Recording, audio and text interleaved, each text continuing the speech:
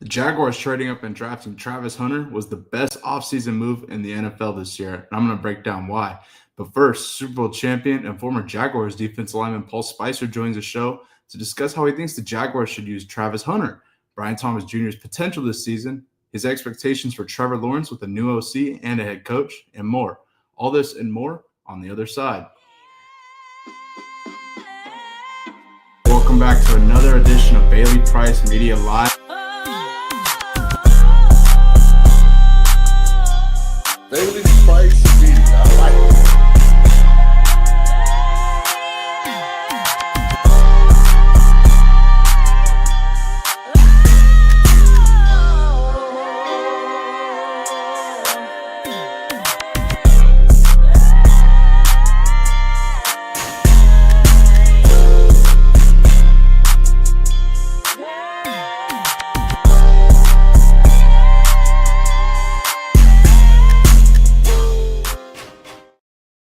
What's going on, everybody? Welcome back to another edition of Bailey Price Media Live. We are live here on this beautiful Thursday, and I got a very, very special show for you.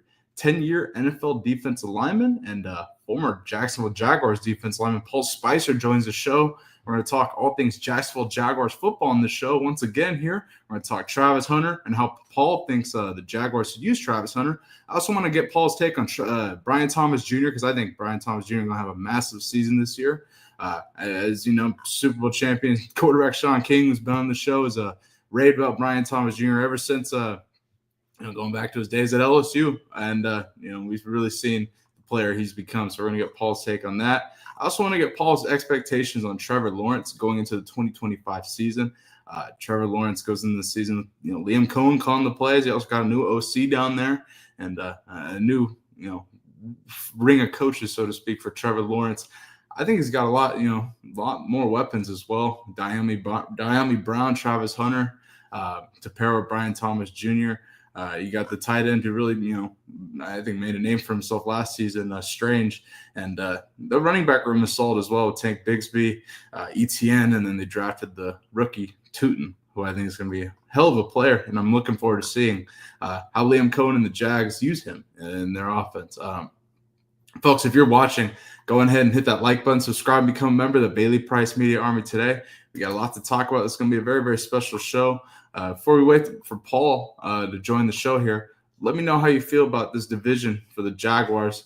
Looking at it, I think it's the Houston Texans division to win, but I think also a lot of question marks in the division. How are the Titans going to be with Cam Ward? I've raved about them, and I really think that the Titans are going to be, much better with Cam Ward. I've said that the Titans are a quarterback away. I do stand by that statement, especially watching them last season. Now, we'll see how Cam Ward fits into that offense. He's going to have a rookie, curve where he's got to learn, so to speak. But, Cam Ward has worked his way up, going back to his days at Incarnate Ward, playing over at Washington State with several of my former teammates. And, I think he works his way up, going to Miami, doing his thing, and now with Tennessee. I'm really curious to see how the Jags are doing. We had Jaguars radio host RJ Saunders on the show last week breaking down how he thinks the Jaguars will use Travis Hunter. And I'm really curious to see what Paul says and how he thinks the Jaguars should use Travis Hunter, considering he played in the NFL for a long time. And I believe I'm gonna ask him about this, but I believe he coached with Sean King down in South Florida a few years ago as well. So I want to get Paul's take on that.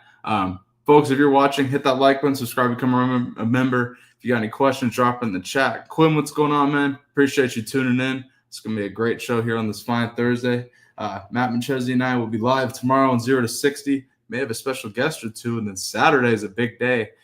Deacon Schmidt, product of Big Matt and 6-Year Academy, is going to make his commitment.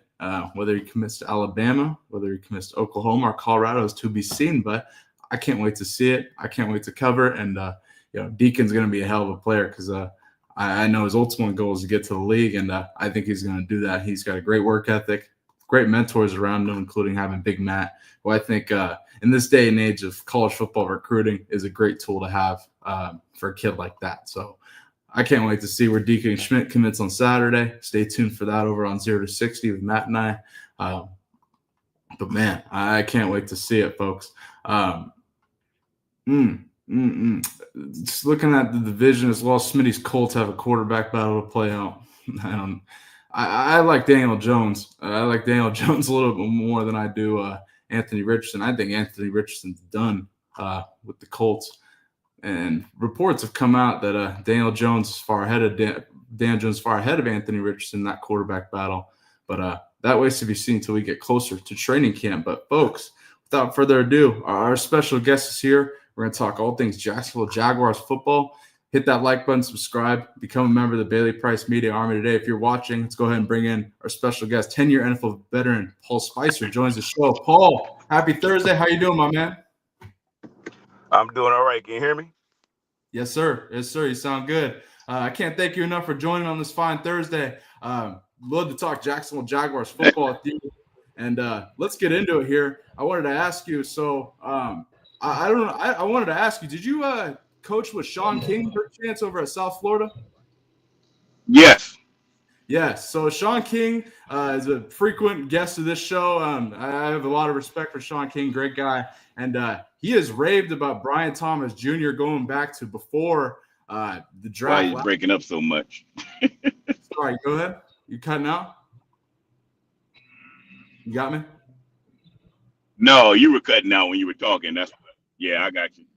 Oh, it's all good. But Sean's raved over Brian Thomas Jr. going back to the 24 draft, even before going back to his days at LSU. And I think last season we really got a chance to see Brian Thomas in action with Trevor Lawrence. Now, headed into this season, I think he has the potential to have a massive season going into this season. Paul, I wanted to ask you your thoughts on Brian Thomas Jr.'s potential going into this season. I hope you can hear me. Even though I'm driving, I got to go pick up my son. The father duties never stop. But Brian Thomas is an excellent receiver. He's coached by my old teammate Cortez Hankton, now the LSU passing game coordinator. Was a good receiver himself. But he's teaching these young men how to be pros, even though they have the potential to be a pro. And Brian Thomas is just one of his offsprings.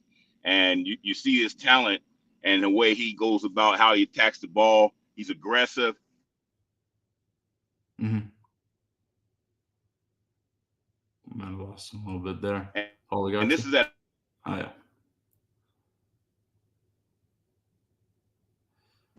You good? I'll be losing you a little bit, Paul. You hear me? I'm just making sure. Wow, I got one thing on board. We might be losing you a little bit, man. Cutting out, driving a little bit. But you were saying about Brian Thomas? Yeah, I was just speaking on the fact about his talent and watching him in the game on the phone. But it might see me, that I'm on the phone. But anyway, I was just speaking to the fact about when you watch Brian Thomas, it looks like, he's been there before. It looks like, and I spoke on the fact about Cortez Hankton, who has coached him in college. He really helped this man understand the game and understand, how to get into the holes of the zone, understand how to attack the ball. And he goes aggressive at the ball at every turn. And those are things that you see guys learn as they've been in the league a few years, where he is coming in and right away.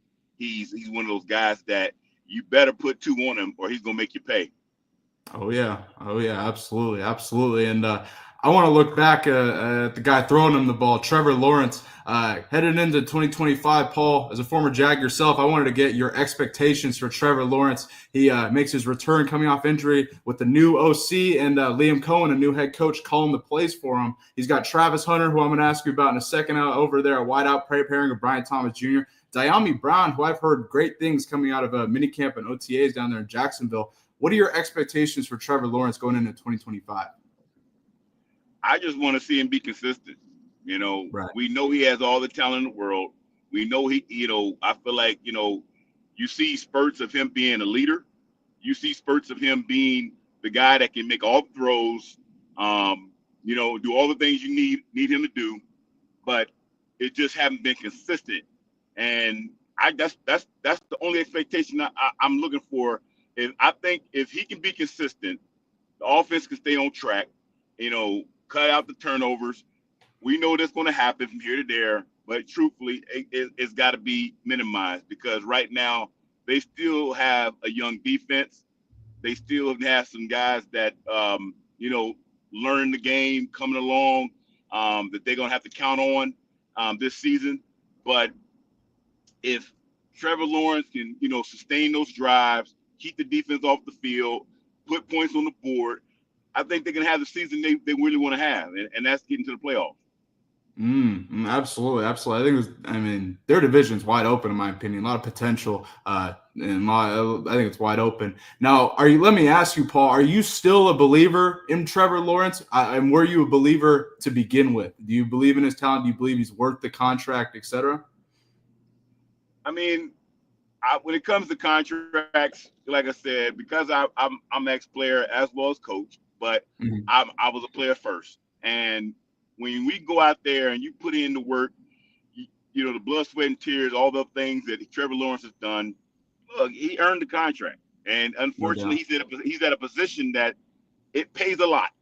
And we can sit here, everybody want to sit here and nitpick about, well, he's not living up to the money and all this and that. I told some guys that I trained today that are NFL guys, you know what? The contracts that they give NFL players is lint in the owner's pocket. It's not what people think. And it's just unfortunate that people go by the look. They don't go by what it really is. And Trevor Lawrence, he puts in the work.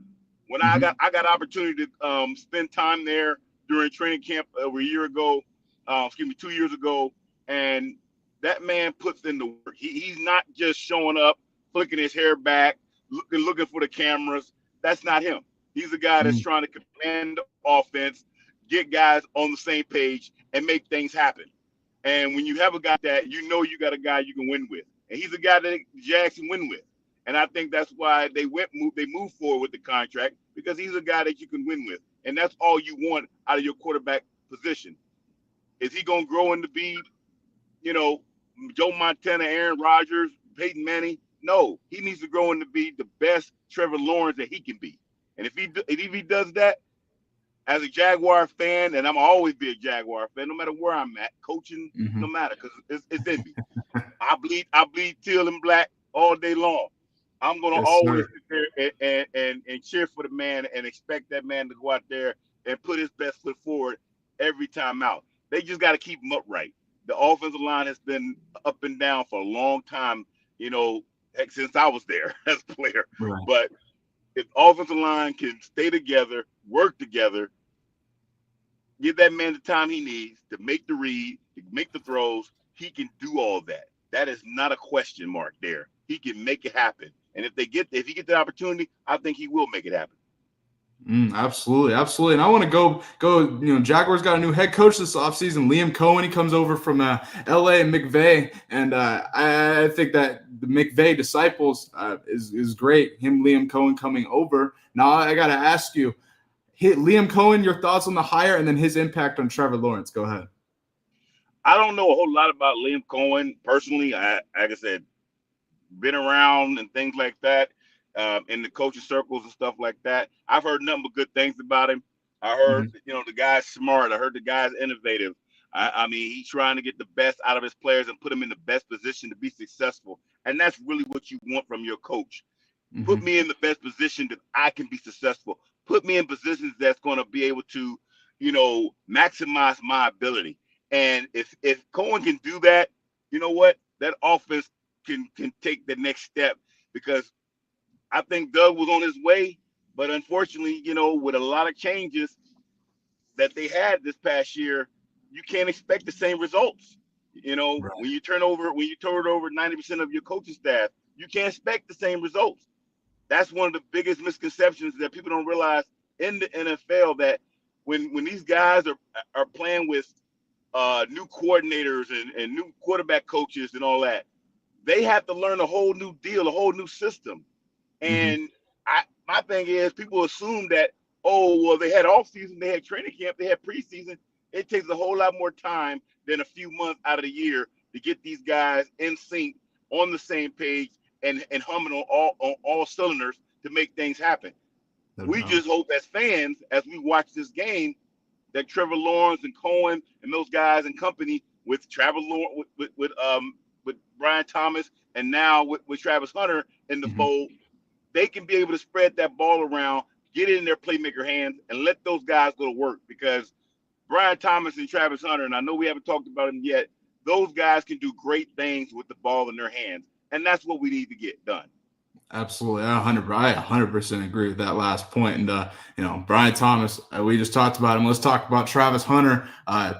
Jaguars trade up to 2, draft Travis Hunter. I think that move is the best offseason move in the NFL, in my opinion. I think it's going to really pay off in the coming years. Now, Paul, in your opinion, former Jag, former NFL guy, how do you think the Jaguars should use Travis Hunter, having played in the NFL, understanding what it takes, playing at the top dog, biggest level?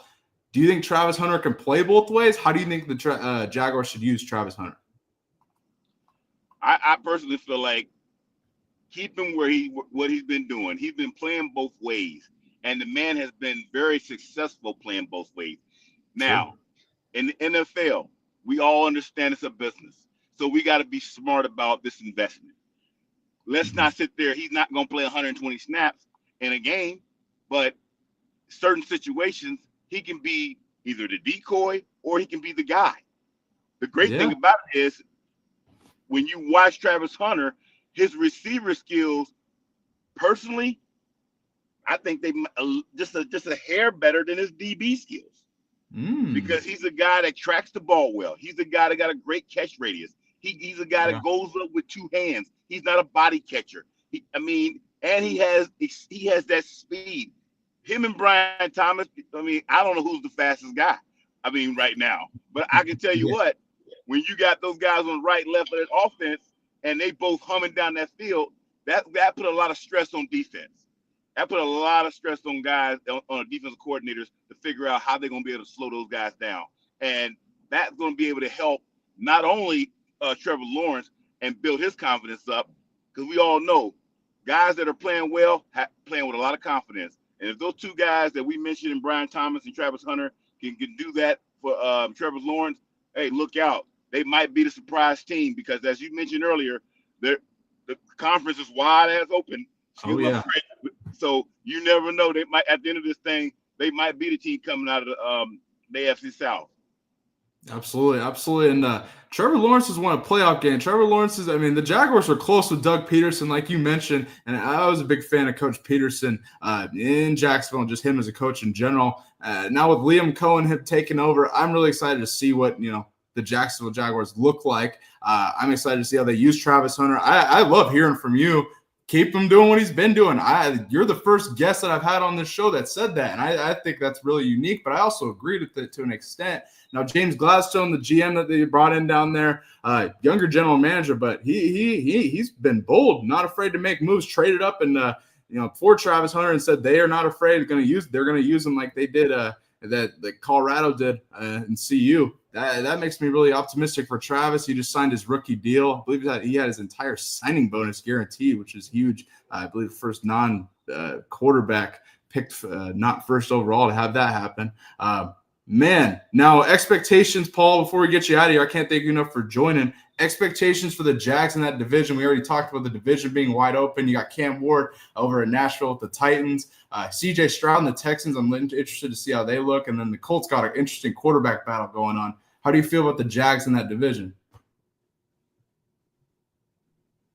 Right now, I personally feel like, just my personal opinion, the Texans took a step back. They let some key pieces go. You telling me that Larry Tunsil wasn't good enough? I don't believe that. And that was the blind side of the quarterback. That's a huge hole in their offensive line, in their offense, period. If your quarterback can't stay upright, he ain't gonna make no plays. So, like I said, I think the Texans took a step back there. So, and with Tennessee, they still trying to figure things out with a new rookie quarterback. He's trying to figure things out. I think he's gonna be special down the road. But right now, let's take advantage of it. Let's take advantage of Indianapolis right now. They draft Anthony Richardson as high as they did. I think he was the number 4 pick overall. You know what? She's still trying to figure out. That man can't stay healthy. And it's again, I get it. It is a part of the business. But you know what? We got to be able to. The Jags got to be able to take advantage of these opportunities right now. It is clearly the picture is as clear as it's ever been in the Jacksonville Jaguar history right now. As far as going out and being conference champs, they can do it. They just got to be consistent with Trevor Lawrence. The defense got to stay off the field, because if they're on the field for longer, long drives and more plays, then that doesn't bode well for the Jacksonville Jaguars for the 2025 season. Absolutely. And Paul, it's been an absolute honor. I can't thank you enough for joining. Would love to have you on during the season, really see how the Jaguars look. I can't wait to see. Can't thank you enough for joining. I hope you have a great Thursday, my man. Hey, likewise, man. Appreciate it. Appreciate it. Let me have the opportunity to come on and speak. Sometimes get my opinion out every now and then, but it's always good on a good platform such as you that you have, and look forward to getting with you later on in the season. Absolutely, Paul. Thank you so much for joining. I appreciate it. Shout out to Paul Spicer, 10-year NFL veteran, former Jacksonville Jaguars defensive lineman, joining the show, giving us his insight into the Jacksonville Jaguars. We've had all kinds of Jaguars insiders on the show lately, talking a lot of Jaguars football here. We're almost close to the season. I can't wait to see how Travis Hunter is used. I can't wait to see whether Trevor Lawrence takes a step up going into the season. I think he certainly has got the weapons to do so. I think his division certainly is wide open, and I'm interested to see what that offense in Jacksonville looks like with Liam Cohen calling the plays down there. Can't wait to see it. Chat, let me know in the comments section what you think about the Jacksonville Jaguars going into 2025. We've talked a lot of Jaguars football, a lot of different perspectives on the show, talking Jaguars. Let us know what you're thinking in the comments below. But I really like getting Paul's perspective, somebody who's played for the Jaguars, someone who's been there and done that, played in the same generation as Tank Johnson, who's been on the show, Sean King, and several others who've been on the show. Another great perspective on the Jacksonville Jaguars. Can't thank Paul Spicer enough for joining the show. Folks, this has been a good show here on this fine Thursday. We're going to be live possibly on Saturday. Stay tuned. Like I mentioned, Deacon Schmidt possibly will be committing on the 28th, and we might be going live for that. Stay tuned. Colorado Buffaloes fans may like that. I'll be live with Colorado alumni Matt McChesney tomorrow over on 0 to 60, talking all things Colorado Buffaloes football news. So head on over there tomorrow at 3 p.m. Eastern. We may have a special guest as well. Matt wants to break down the all-decade team and so much other stuff. So we're going to break that down over on 0 to 60. Head on over there tomorrow at 3 p.m. Eastern. I'll be live there. And, man, don't miss the Coach JB show, Big Smitty, tomorrow. Will JB and I argue about Shane Gillis on Free Game Friday? I don't know. We'll see. But I don't know. That was quite the back and forth on Tuesday. But interesting. Folks, hit that like button, subscribe, become a member of the Bailey Price Media Army. I appreciate all the support. I can't wait to get, till we get to the football season. This is going to be a massive season going into 2025. Talking all that talk. We're going to have live watch party. We're going to talk betting, have Nadu on, talk betting. Man, I can't wait for this massive football season ahead. We're going to have all types of guests. Sean King will be back. Massive season ahead, folks. Thank you for watching, and I'll see you guys possibly on Saturday, and I'll see you guys tomorrow over on 0 to 60. Peace.